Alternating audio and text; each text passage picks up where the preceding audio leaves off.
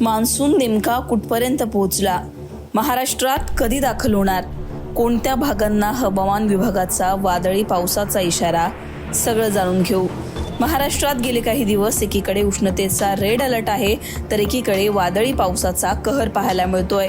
विदर्भात उष्णतेची लाट कायम असून कोकणात, त्याचबरोबर दक्षिण मध्य महाराष्ट्र, उत्तर महाराष्ट्र या भागांमध्ये वादळी पावसामुळे मोठं नुकसान झालंय. मान्सून महाराष्ट्रात लवकरच दाखल होणार आहे, पण त्याआधीच मान्सून पूर्व पावसामुळे पिकांचं मोठं नुकसान झालंय. पुढचे काही दिवस महाराष्ट्रात हवामान कसं असेल, मान्सून नेमका कुठपर्यंत पोहोचलाय तेही जाणून घेऊ.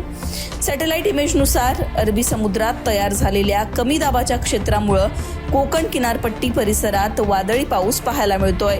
याच चक्राकार वाऱ्यांचा परिणाम म्हणून महाराष्ट्रात सध्या पावसाची हजेरी अनेक जिल्ह्यांमध्ये पाहायला मिळतेय. दुसरीकडे विदर्भात मात्र उन्हाचा पारा 40शी पार गेलाय. मान्सूनची सध्याची परिस्थिती पाहता 23 ते 24 तारखेदरम्यान मान्सूननं आगेकूच केली आहे.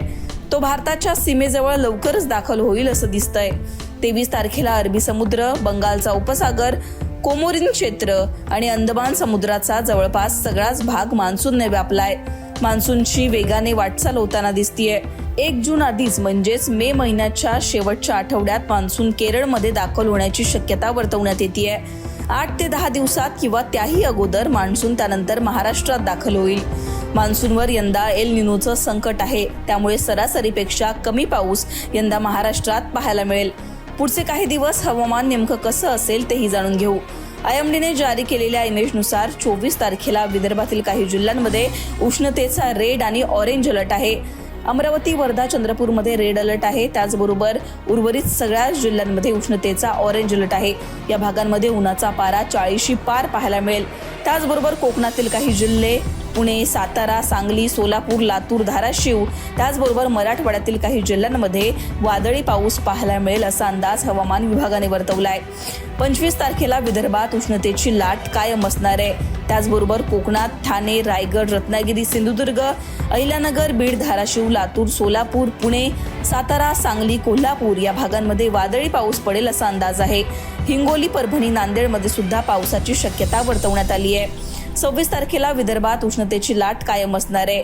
कोकण, त्याचबरोबर मराठवाड्यातील काही जिल्ह्यांमध्ये पावसाचा कहर आपल्याला पाहायला मिळेल. धाराशिव आणि सोलापूरमध्ये पावसाचा येलो अलर्ट आहे. 27 तारखेला विदर्भात उष्णतेची लाट कायम असणार आहे. त्याचबरोबर सांगली, कोल्हापूर, सिंधुदुर्ग, नांदेड या भागांमध्ये वादळी पावसाचा कहर पाहायला मिळेल. 28 तारखेला सुद्धा विदर्भातील काही जिल्ह्यांमध्ये उष्णतेचा अलर्ट आहे, तर काही जिल्ह्यांमध्ये म्हणजेच अहिल्यानगर, पुणे, कोल्हापूर, सिंधुदुर्ग या भागांमध्ये पावसाची शक्यता वर्तवण्यात आली आहे.